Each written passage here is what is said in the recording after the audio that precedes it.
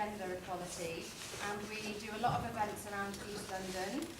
We've got a lot of campaigns going on at the moment, and this Heartbreak Laundrette is a new campaign. The reason it came about is because an organisation also based in East London called Pamphlet put up a permanent installation in Smarty Pants Laundrette, which is just down the road, 222 Bethnal Green Road. And the installation is an exhibition of art around the theme of heartbreak, and it was an open submission exhibition, and there were a huge amount of submissions, and it was predominantly female artists who were submitting. And so that led the group to start wondering why female artists were more interested in responding to the theme of heartbreak than male artists.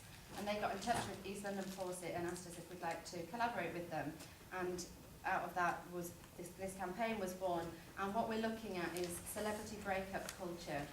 And we've been looking at cases like Rihanna and Chris Brown, Poor Jen, Kristen Stewart, the Trampire, and what the impact of that kind of media portrayal of female role models could potentially have on women, and particularly young girls. And so far in the campaign, we've hosted a screening of Mean Girls, and we talked about the different feminist issues that were being raised in that film. And we've also had a fantastic team, and all of who are here today, Bryony, Grace and Helenka, who've put together some great reading sheets that are in the laundrette for people to read while they wash their dirty pants, and then to take away with them afterwards. And there's a load of them on the table here, so please pick them up. And if you haven't had a chance to call into the laundrette, there's all day today, especially for this event, there's a 25% discount on dry cleaning, so that's worth taking advantage of. And it's also a super cheap laundrette anyway, so you should just go in and see the exhibition and get your clothes cleaned. And so we should do a little thanks to them as well, because Mo and Smarty Pants have just been brilliantly supportive, as have Rich Mix, who have very kindly given us a very reduced rate for the venue today. However, it wasn't a free venue, so we are asking people to donate. Today is a free event, but we've given a suggested donation of £5. East London Fawcett is a completely voluntary run organisation, and so any money that's been spent so far is out of our own pockets. There's a collection tin just there, and there's one at the end of the bar. The bar is going to be serving throughout the event today. Tolly, our glorious barman, is happy to serve you, so we don't mind if you get up and get a drink halfway through. We're keeping it really informal, and there's a loo just out there as well. Don't, hold it in. And so, as well as all of the ELF members who we should thank, we've got a lot of support. The main team, you all know who you are, but particularly Sarah Badass, who's doing the live streaming. And I should just add, if your friends are interested in this but they can't be here today, you should direct them to eastlondonfawcett.org.uk, where there is a live stream, so they can join in with this. And we're also encouraging people to tweet in their questions and their responses to what we're talking about today. The hashtag is Heartbreak Laundrette, or just Heartbreak, and we're going to keep that going afterwards, because our website has a blog, and we'll encourage people to submit bits of writing and comments and things about this campaign. And the format today is going to be a panel discussion. Millie, who is a key ELF member, has put together this fantastic panel that she'll introduce you to in a minute. And we're going to hear from all of our speakers, and I guess we'll talk for about 30-45 minutes, and then we'll go to an open Q&A. So if you've got any questions, we really want to hear them, but if you could kindly wait till the end, and then everyone can have a chance to make some comments, ask some questions, and that's it, I think. So I'm going to hand over to our brilliant panel. Thank you, everybody, for coming along, and please do donate. We really appreciate it. Thank you.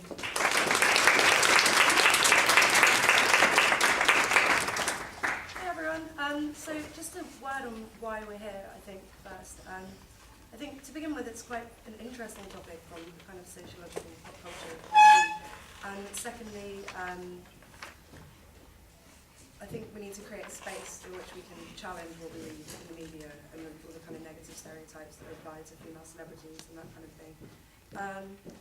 So we're going to have a panel discussion for about 40 minutes, and then hopefully after we can have a Q&A, and I'd really like it if you guys ask questions or make any points that you have. So if anything comes to mind while we're talking, if you can just remember and bring it up at the end. And especially, I would like it if any guys in particular have anything to say, because obviously we're an all-female panel. and I really want this to be a kind of equal conversation. So to introduce everyone, this is Rhiannon and Holly from The Agenda, which is a blog which hopefully most of you have seen and kind of critically lambasts mainstream, or more like tabloids and celebrity gossip columns, I'd say. And they've got a book coming out in the near future, which is a kind of extension of what The Agenda do, and will hopefully have the same kind of witty tone and critical eye, I think. This is Kieran Yates, who's a freelance journalist, writes for The Guardian, Enemy, Metro, places like that, and Independent. And Kieran's written a book called Generation Vexed about the London riots. Sophie Wilkinson, who works for Heat magazine, so really pleased to have her here from the point of view of a magazine that do engage with breakup culture, and also writes freelance for The Guardian and a whole list of other places. And Anna Fielding, from Stylist, editor of stylist.co.uk, and also editor of Emerald Street, magazines or publications that don't necessarily engage with breakup culture. So kind of different points of view over here. So to get us started, I think we'll just start kind of quite simply with, I'll ask Holly and Rhiannon. Can you just tell us a little bit about slut shaming and what's going on with this new term for something that's probably been happening a lot longer, and how it perhaps intersects with breakup culture in particular? Any kind of thoughts on that? Well, slut shaming, I suppose, isn't a new concept, obviously, but it's really stepped up a notch with the celebrity magazines and the way in which they've sort of, or even magazines that used to not be celebrity magazines, but women's magazines in general, have become more and more celebrity sort of oriented. And that obviously, the term refers to how usually women are made to feel, or well, they're targeted by these magazines for doing things that are ostensibly, not moral, usually because they're women. For instance, obviously Kristen Stewart, or K Stew, because all of the celebrities have to have silly names, even if you're K Middy, and how she was a trampire and things like that, and calling her out because she cheated on her boyfriend, and that was sort of unacceptable behaviour for a woman. And then obviously you could compare that maybe to the Rihanna-Chris Brown scandal, where obviously Chris Brown having been violent towards Rihanna, so it's not a straightforward sort of case of cheating, but there was so much more anger in women's magazines directed at Kristen Stewart for cheating on her boyfriend than there was at Chris Brown for beating up his girlfriend. So that's something that a lot of people drew parallels with in the past, and particularly, I suppose, shows how much women are shamed for being so-called sluts. And I mean, it's something that's going on in schools as well. It's, it's taken on this whole kind of dimension that's influenced by social media, like girls are being bullied on the internet because they, fooled around with a guy or whatever. And I mean, a lot of what's happening at the moment is that guys are actually coercing young women into being filmed on camera, performing sexual acts, and then these are being sent around the whole school via mobile phones. So it just shows that how, the culture that we're seeing in the media, where women are still condemned for their sexual choices, is kind of affecting young women in real life as well. I think that starts to touch on a lot of the issues that we'll go into more depth. Thanks for a good overview. So it is about, I guess, a double standard.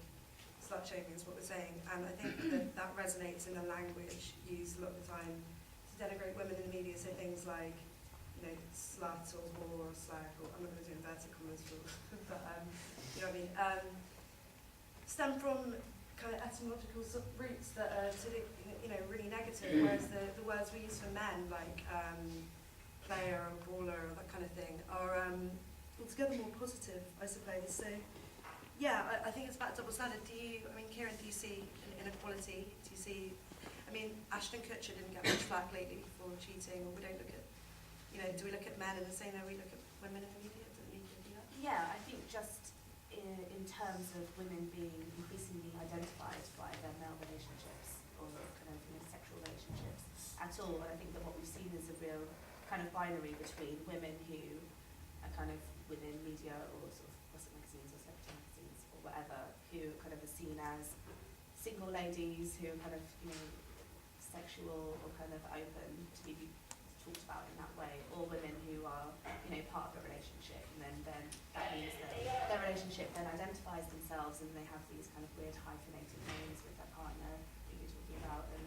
this kind of thing. So I think that yes, that is kind of one element of it, but I think that sort of across society this has become sort of normalised. I know that recently we had the kind of Tory MP Richard Graham talking about, you know, women wearing short skirts and tight dresses, and I think that that feeds into, that is one step of slut shaming. And so the media definitely perpetuates this idea to a certain extent that this is something that's happening sort of across the board. And so these are conversations that we need to continue having and to continue being aware of, because although there is a double standard, like you said, there is something that kind of ties this across, and it isn't completely created by the media, in my opinion. It's a kind of two-way flow, isn't it? One thing I wanted to ask you actually while we're talking about it is there seems to be as well this intersection between the slut shaming of women and then their career. I mean, if any of us, you know, cheated on our boyfriend, it wouldn't mean that we lose our job. But with people like Rihanna, or I don't, you know, with the Chris Brown stuff lately, or I think other examples. You said Talisa, it's affected. Yeah, I mean, maybe you can answer this. So Talisa's career has been really affected. Yeah, it's definitely like that. Kind of goes into what you're saying about how like girls are being made to do things on camera and stuff. And I think you know, school has always been really, really rubbish for that type of thing. And I think as long as you've got young people kind of coming of age together and they don't really necessarily want to be together, then, you know, in terms of they don't all want to be in that situation, nobody really likes school all the way throughout, I don't think. And I think, yeah, social media, that is something that's happening. And the Talisa thing, subsequently, her star has seemed to, you know, completely... Can you tell us what happened? Basically, with Talisa? there was a video of her and an ex-boyfriend who filmed her performing a sex act on him, and a few, like, it was about, I think it was about August last year. Anyway, he threatened for it to be leaked, and then there are a few articles about, you know, Talisa worried about her sex tape shame, and then subsequently the video was leaked, and it was because this guy wanted to make some money from it, and also he kind of wanted to take her down a few pegs as well, because that was when she was really at the peak of her stardom on The X Factor. And her response to it was just quite incredible, because she was advised not to respond to it, and just to, you know, almost pretend it didn't happen and not acknowledge it. And obviously it was her in the video, and so she did, yeah, she acknowledged it, and she said, you know what, this is a man that I was in love with, I thought I was going to be with him forever. And she didn't, she said, I'm not going to apologise, like, because there was nothing to apologise about. But I think the message that sent out was that there's nothing wrong with doing something, you know, nothing wrong to have, like, having legal, you know, consenting sex with anyone. But the problem was that he had leaked it. Now since, he's been taken to court and she's won, and he's been done for invasion of her privacy. And however, like, at the same time, she has become a lot less, like, her celebrity currency has gone a lot further down, and whether that's to do with that, and whether people have lost respect for her through that, or whether it's because she released a really terrible album, like, it's you can't it's difficult to separate these things. Okay, so what about an example when things have gone the other way? Do you think someone like Taylor Swift's really capitalising off breakup culture? Yeah, I that's think. Someone who raised. Can you? Yes, Do you know more about Taylor? In the same way that Katie Price a few years ago, you know, people would say, "Oh, isn't it awful that she's just, you know, using her boobs to make money?" Her response was, "Well, you know what? If stupid men want to buy pictures of my boobs, then, you know, fair enough, I'll make money off of that." Yeah. And I kind of think that Taylor Swift, like, she hasn't said such a thing, but I kind of think that's what she's, you know, she's doing. She's having she's going out with people. Well, that's ostensibly what's happening. I've got theories, but I don't want to delve into anything too libelous. But yeah, and then she's breaking, and she has a breakup, and then she references the breakup in a video, and then there's a guy in the video who looks a bit like her, and in this latest video, she's kind of dressing up as Harry Styles, and they went out for a bit a few weeks ago, and So is that empowering? I think one thing is she's almost becoming defined by the breakups that she has, but she's making money off of it, and she's also making brilliant songs that she writes at 100% of them. So I think she's doing quite well out of breakup culture, and I think she's happy to be doing well with that. And in the same way that Florence Welch and Adele and Amy Winehouse all made albums out of their breakups. It's interesting to see when the woman, when the woman can actually take it on and make something creative out of it. It can be quite empowering, I think. Yeah, that's good, because I think one of the reasons we wanted to be here today was to acknowledge like the more positive side of the whole celebrity breakup culture thing. Just to change the topic though, Anna, I'll ask you about this. Do we think that the whole kind of slut shaming thing that goes on, and I mean obviously these women's magazines, like we've got some here. I mean I think it's fair to say that men don't really read these, and men don't really give a shit when they see these headlines that are like women on the edge, or Rihanna and Chris Brown. I don't think men really care. I don't know if it's a lot of women don't either. Yeah, no, a lot of women don't, but a lot of women do, and that's what I want to ask about. It's interesting, the Daily Mail sidebar shame, as a lot of us like to call it, is it's called female, male spelled M-A-I-L, and a lot of the journalists, not all, but a lot of the journalists writing about these things are women. Do you think that this is girl on girl stuff, this celebrity, this kind of slut shaming culture? It is and it isn't. So it's a really vague answer to start with. I think, personally I speak as one of the women who is bored shitless by it, which is why I've been a journalist for 13 years, and I've never ever worked on an entertainment title just because it makes me want to eat my own hair in sheer frustration. But I know a lot of people who do, who are friends and colleagues and people who have. So how it breaks down is, I think, yes, they're mainly bought by women, and they're mainly written by women as well, not exclusively, but mostly. However, I think also as well, it is a kind of media arms race.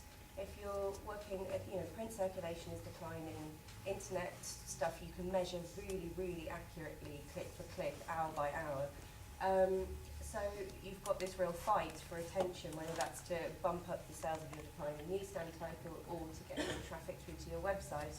And what does it really easily is celebrity breakup culture, or the slut shaming, or discussions of that, or if you're Jezebel, or even you guys, the meta discussion of the thing about it. So I say partly because yes, the front line of it is mainly female. If you look at the people who run IPC Media, at the people who own my own company, Shortlist Media, the people who are chief executives at Bauer, or 90% of them are men, and they're the ones who are keeping the pressure on, and they're putting the sales position in place. So if you actually take it even further back and look at the media owners, who are the ones putting the pressure on the editor and the writers, they tend to be guys. But I don't, so then where the blame lies, is I think partly it's fear of, if we move away from our tried and tested formula, what if it all falls down? That's my job, that's all the staff that work with me gone. So, yeah, that's really interesting what you say about men and women. Do you have any response to that? I think, it's a very sort of insecurity-driven industry, all of these women's magazines, and I just kind of would agree with that, and also say that so much of it, to me, also seems driven by the fact that these print publications who do it have to be so beholden to advertisers, because obviously print publications are sort of dying out, and they're losing their readership to the internet. And so a lot of the time also you see reflections of this in sort of celeb shaming, where it's, God, look at how she hasn't worn that properly, that's disgusting, she should have put tit tape on or something, and then, sell tit tape adverts in the back, or oh, look at her gross, I mean there's one in there that's like her gross hairy armpits, and she has like a tiny little bit of stubble, And then, you know, by the way, here's Gillette and like some waxing stuff that you can buy. And so I definitely agree with what you're saying, and also say that I think advertising comes into play with it as well.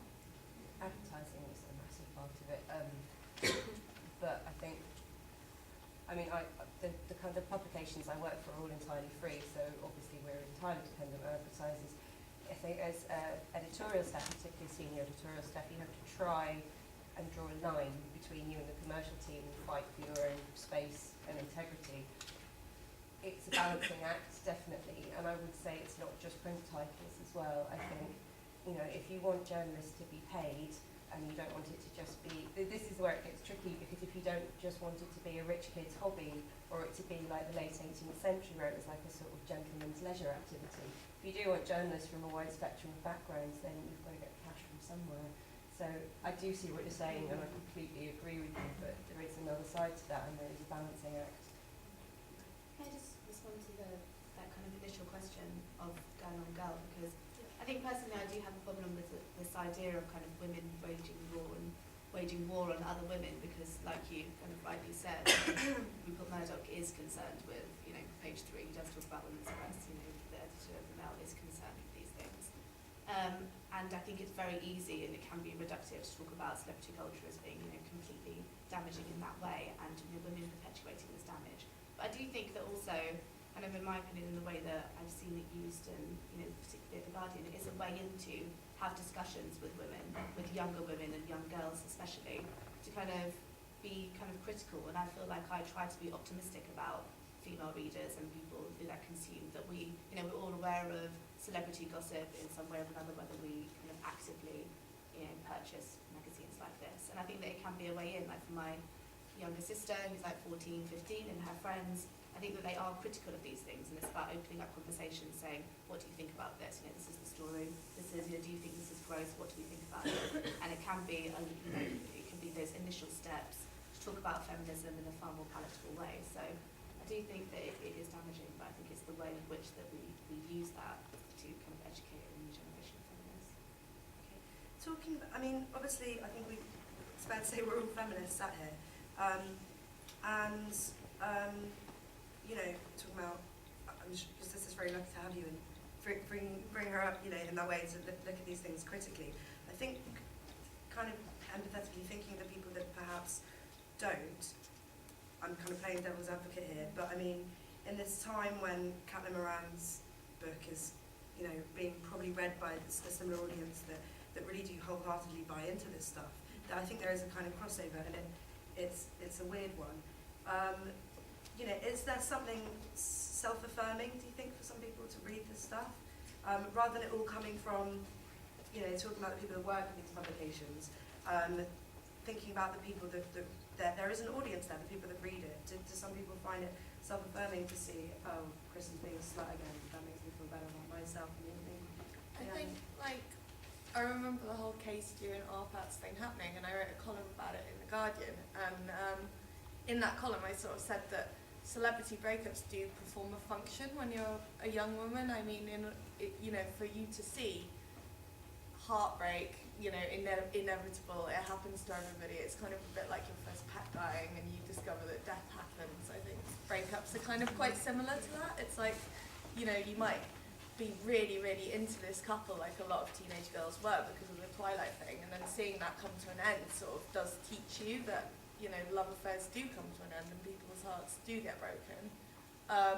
So I think, in a way, you know, it can perform a service, I suppose. Okay, again, a quite positive way of looking at it. Yeah, I mean, yeah, obviously the slut-shaming side of it was awful, but, you know, a lot of it was just, you had sort of two groups. You had some teenagers reacting really badly to it and thinking that Kirsten Stewart was awful and kind of slut-shaming her.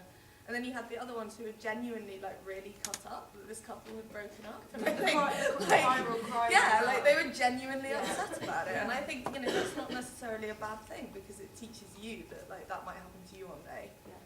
It makes you better prepared for it, I suppose. Okay, yeah, so I really want to get Sophie on this because you work at Heat magazine, so you know about, you know, perhaps the readership, what people want to read. Why do people want to read about this? I mean, it exists for a reason. I primarily, I work in Thinking Magazine, I primarily write for the website, which means that I've got kind of freedom to write in a slightly different way. So I don't use the kind of the J-Lo inspired nicknames or anything, but because we have to pay attention to SEO, which is basically Googling, so we have to drop in lots of names, and I think you'll notice that Evening Standard are quite good at doing stuff like that. And I think there was an article about Joy Mojagger and Cara Delevingne moving in together, and it was essentially just dropping in as many names as possible. And it means the way online works means that people will click on things, and it doesn't, because clicking on something is so much easier than actually going to get your money and purchasing a magazine, that it means that clicking isn't condoning. So on the sidebar of shame, anyone here who looks at it, I'm sure as you're here today, you do look at it and you feel guilty. But I mean, but we look at it because we want to see, what's the Mail talking about this time, and what are they being horrible about this time, and obviously the photos are great as well, because they've got the budget to, they've got the budget. I think the budget for the photos of Kristen Stewart and Rupert Sanders, the man who she cheated on, she admitted, didn't she? Cheated on Robert Pattinson with, they went for about £14,000. So there's a lot of money involved. But yeah, I think the thing about online now is that people don't have to want to see something in order to click, and they don't want to agree with what they're looking at. And I think a lot of people get pleasure out of, in the same way that on a long train journey you're going to pick up, take a break or love it or something, just to read the most disgusting stories because it's quite funny, and you can look at it from a superior point of view. I think in the same way people look at online celebrity gossip. Some of the time, a lot of the time for news stories, it is just to find out what tattoos One Direction have got now. But I think a lot of people will click, just to see what they should, how they should disagree with what each news outlet is saying. Yeah, this is the kind of Ballardian car crash syndrome, like the rolling head. That's how I feel about the sidebar of shame as of now. Just to change the topic a bit, do you think there are certain stereotypes, Anna, that women get put into, kind of recurrent kind of categories that women are put into in these stories? Certainly. I actually think it happens with men as well, but I think Hear about women, that as well. on the whole, photos of women sell to women and men, whereas photos of men don't really appeal to either. Women, unfortunately, unless you're GQ or something, it's very rare to see a man on the cover of a magazine. So men do get it as well, but not to the same extent, because the page doesn't look as nice.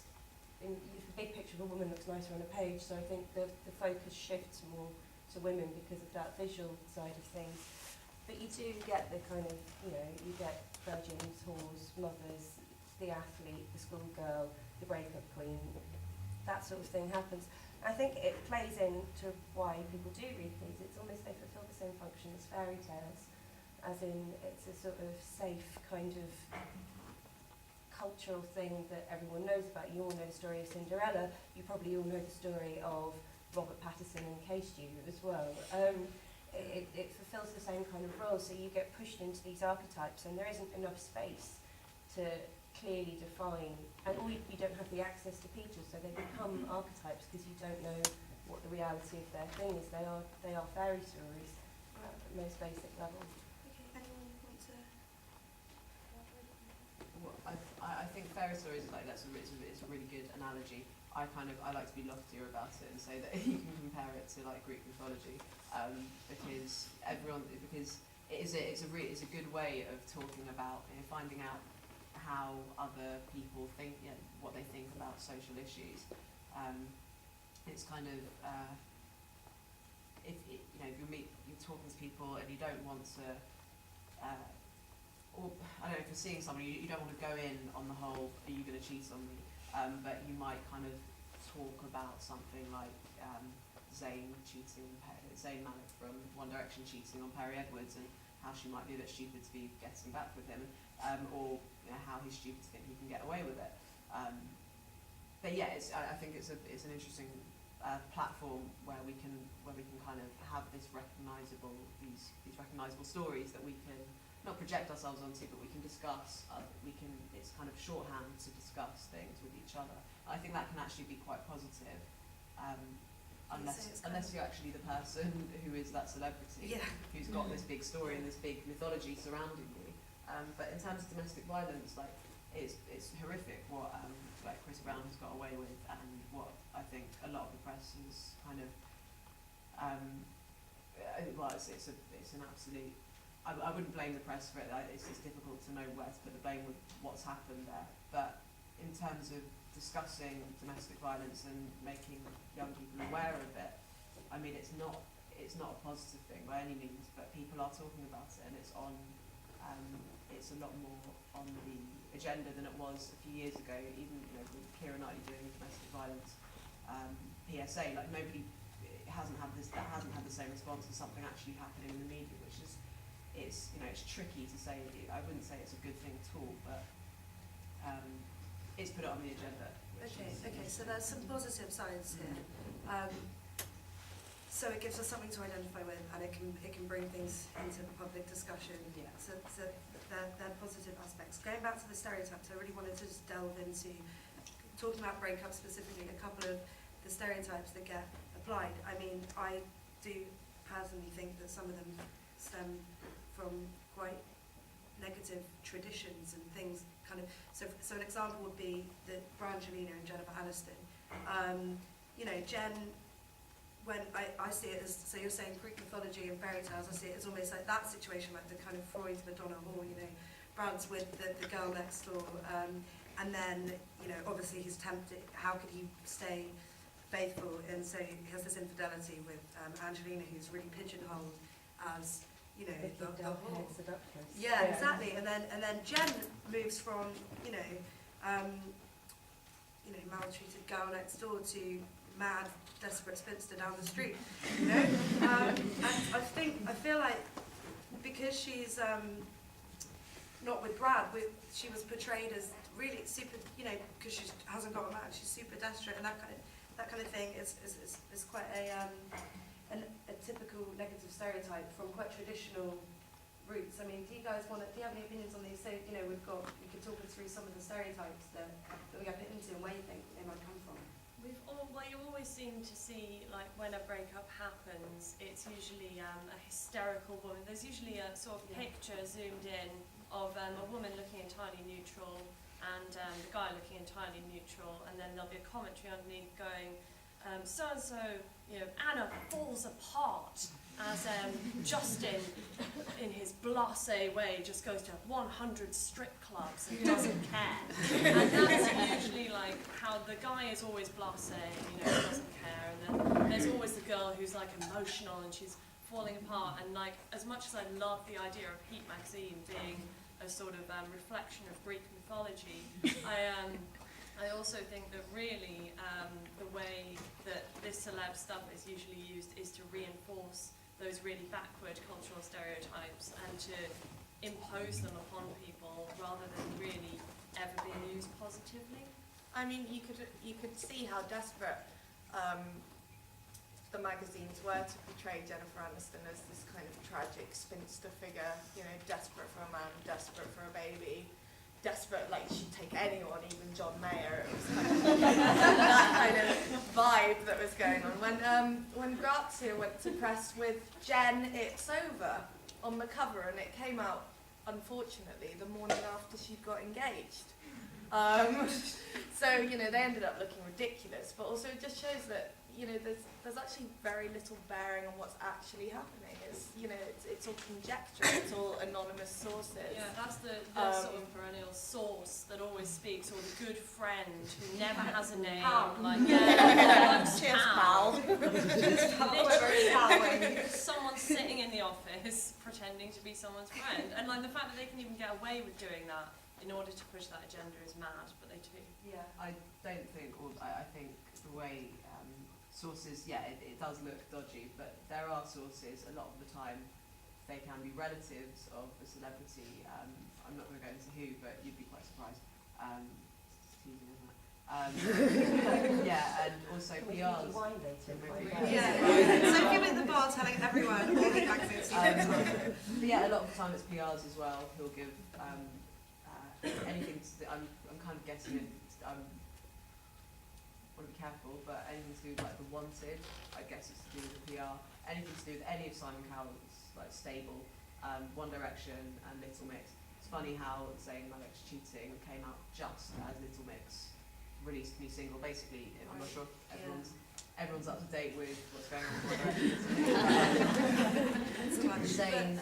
Zayn has been going out with Perry Edwards from Little Mix, and they were both in, I'm not sure if they're in the same year of X Factor, but maybe they were. Yeah, anyway, they've been going out for a while, and he's cheated on her, and it was revealed, and there were like photos of him in bed on his black sheets, which is gross. It's like such a 20-year-old boy trying to be. So it is PR smart to an extent. It's ridiculous how that split comes just as Little Mix, who are kind of flailing, have got a single coming out, and it's interesting how these things come around at specific times. Okay, I want to go a bit deeper on this. Stereotypes like crazy woman. I mean, does this you were saying falling apart. There's another kind of trope we see is women on the edge, like women always about to fall off something. And I feel like to call a woman crazy in the tabloids is to just completely discredit her. Kieran, what do you think about? I mean, yeah, perhaps crazy is a good example, or if you've got a better one, is this to discredit women, famous women, and why? Why do we need to do that? Yeah, I mean, I think that kind of narrative definitely exists. I think that we've kind of talked about lots of examples of that happening again and again, and the extent to which that can identify certain women. However, I do think there are women who transcend that. I think that despite, I mean, this is my reading of J-Lo, and I think that despite that there was a lot of kind of stuff written about her being like, oh, she's so sad to be married again, oh, she's married again, she doesn't, she doesn't know how to be a man, and she can't find love. I think that actually, I view her now as kind of really transcending that. I don't think that's something that we see her now. It's not only because she's now with her husband, because there's plenty of examples of people who are now together and happy that are always still seen, like Jen, who are all still seen as like, oh, how long is this going to last? I think that there are women who, certainly do that. There are women like Beyonce who's, seen as like a title of business. There's women like Lady Gaga whose personal life isn't so much on the agenda in the same way as someone like Taylor Swift. I think that there is a certain self-knowingness about that, and so why do you think that is? Why do you think people like Gaga? Because I mean, people like Gaga and Madonna get called a bitch, probably because people are anxious about their millions of pounds and millions of Twitter followers and that kind of stuff. And then some people like Beyonce kind of outsass that. I mean, why? I mean, you write about these people all the time. You've written about Rihanna for The Guardian. Why? One thing I think with especially kind of black women in the media are always kind of called sassy in some way or another. They're always kind of sassy or feisty. There's certain buzzwords that you kind of see attached to them all the time, which I think is really problematic. And a lot of the time they're not sassy, like Rihanna. We see that all the time. These kind of classifications work, across the board to be discredited, but it's not. I don't know. I don't think that it's so black and white in that way.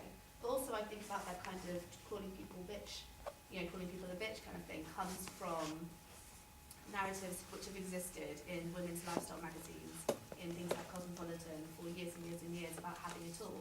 And I think that there are women who are seen as, performing their role as having it all more successfully.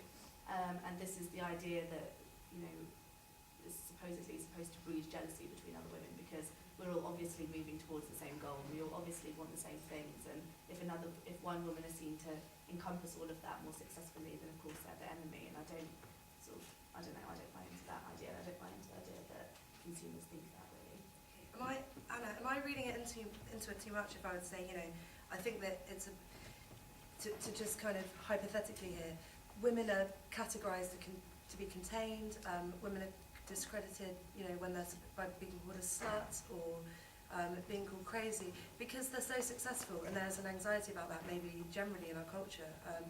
Is that to read into it too much? No, I don't think it Overanalyze? is. I think there's still, and it baffles me that it's still happening. I mean, I'm actually feeling my age slightly on this panel. I think I'm slightly older than the rest of you, but when I was growing up, when I was a teen, I had people like Bjork and Justine Frischmann and things who were less sexualised and a lot weirder and not afraid of speaking their mind. And there wasn't, and even the Spice Girls, who were kind of like the pop things in the day, still had that element of that, and I don't see that anymore, and I see a lot more sex on display. But at the same time, yeah, what you're saying with reading into things, it seems to have got worse. It seems to have, there's more of a laser focus on, no, you're in this box, you're in this box. And maybe it's because, now I'm reading too much into things, but maybe it's because there's less money knocking around the world as a whole, or it's very concentrated in a few points. So to see women in general kind of taking power and being successful there seems to be more of a backlash. Whether that's linked to sort of economic downturn or not, I don't know. It could be there. I need to do a lot more reading before I can say that with more confidence. But also as well, I think it's to do with age. The idea of a young, crazy woman is quite hot and quite sexy. It's Beatrice Dahl and Betty Blue. It's, it's even Keisha, if you want to tell them, sort of like, going out and downing Jack Daniels and dancing on tables on Sunset Strip is hot for a 22-year-old. You're doing that at 42, you're a tragic case. That's unfair to the 42-year-old women who want to join that. Personally, I think the hangover would be worse, but... So you're saying it's kind of, it's a tell on the women, I mean, is it, you kind of getting at that it might be kind of punitive in a way? I think like, so. If you're going to act like a slut, then, it's this punitive culture where the media, then you get slut-shamed and then you don't do it, and everyone who reads learns not to do it because that's not how women should behave. Yeah, it's about, you can reinforce behaviour things, and whether that's to do with gender or to do with age. I think a really interesting example at the moment is Cameron Diaz. Cameron Diaz has always been a lovely, blonde, fancy surfer girl next door who had a few boyfriends, and whatever, it's Cameron Diaz, look how golden and lovely she is. Cameron Diaz is 40 now, Cameron Diaz is being slut-shamed majorly. Yeah. There's even some ridiculous thing about, how was it Gwyneth Paltrow? Maybe I'm just saying that because I think she's boring. But, I'm being such a bitch on a feminist program. See, I'm doing it myself. No, I'm we using all do architecture it. the same way. The idea that she's told her not to have sex for a year so that Cameron Diaz can centre herself and get used to being single, because obviously no one wants to sleep with Cameron Diaz. Okay, so I want to bring this over to you guys and also maybe ask, firstly, do you think that the media is it's obviously the kind of locus of current affairs and where we see our culture represented back at us in this kind of abstract space, celebrity space, and is it trying to teach people how to behave in some ways? I think, yeah, definitely, to an extent, especially with what Anna was just saying about slut-shaming. I do think it has, it is kind of like a way of educating young women. It's a way of saying this is what you should be doing, this is not what you should be doing. So yeah, definitely, I think it does. So how can we, we're running out of time a little bit, so how can we, particularly wanting to ask you two with what you're doing with the agenda, try and create maybe a counter dialogue, or at least try and think about more consciously about slut-shaming and the message it puts out, and labelling of women and that kind of thing. What are your thoughts on Well, that? I think what you were just saying about using it as a way of getting through to young women and talking to them about these issues is actually a really good idea. And I think, we've always said that we think it's important that they teach people to think more critically in schools, because, we're not a country whose education system really teaches, unlike France, it doesn't really teach you kind of critical analysis in the same way that, other countries do. And I think that's a really important skill that you take with you for the rest of your life. Once you start reading critically and looking at the things you read critically, you become more able to kind of separate the bullshit from the reality. I Um, think also like just having a diversity of editorial. I mean, one of the reasons that we set up the agenda was because we were really poor at the time, and we literally just sat inside with 2 for a £5 a bottle of wine from the newsagents downstairs, got some women's magazines because we loved women's magazines and we read them. And the main reason that we decided to do the agenda was because they became so boring to read. It's so repetitive. It's the same stereotype. It's the same message every time, and that's ultimately what made us angry, was rather than sort of reading it with real feminist ire and being like, oh my god, I want to burn them, which obviously sometimes we do, but the sheer like mundaneness of it. And so that should tell you more than anything about how they are recycling the same sort of prejudices and stereotypes in their editorial, and having a diversity would, for one thing, be more interesting and also obviously represent women as human beings. With rather than diverse as- interests, you know, because women do have diverse interests, and you know, from the looks of Cosmo or Glamour or Grazia, you wouldn't know it. You wouldn't know that there were women out there who like politics or books. Book pages are always cold first. If they have to like cut the pages down, which is why I really like Stylist, because they have such a commitment to books, whilst, you know, all the other magazines, they've pretty much got rid of them. I think they have, you know, like a chick lit bit in Glamour magazine, but that's it. But, I mean, Yes. with the, so speaking more specifically of breakup culture and slut shaming, I mean, obviously we're kind of talking about it here today, that helps, but do you think that there's any, are you seeing any change or not really? I think they really need to ramp up their sex education in schools. They need to go in, they need to talk to boys and girls about what consent means, because people walking around, they have no idea what it means. I just think they need to really work hard on that and, you know, talk about these things, about, you know, what's acceptable to call a woman and what's not acceptable. Teenage girls are most at risk of domestic violence. They're the group most at risk of it. And I just don't think schools are doing enough. I think we should go to Q&A now, and then we can go into things like perhaps Rihanna or whatever anyone wants to talk about a bit more. So yeah, is there anyone want to ask anyone from the panel some questions or have any thoughts about anything we've talked about? I have a question. Okay, do you want to come to next? Yeah, do you want to? Okay, so I'm going to come to this from the perspective of East London Fawcett, and the way we campaign is very much about positive campaigning, and all of our campaigns we look at issues and then we try and create an active campaign, and we really think about how we can tackle the issues that we're raising at this kind of event.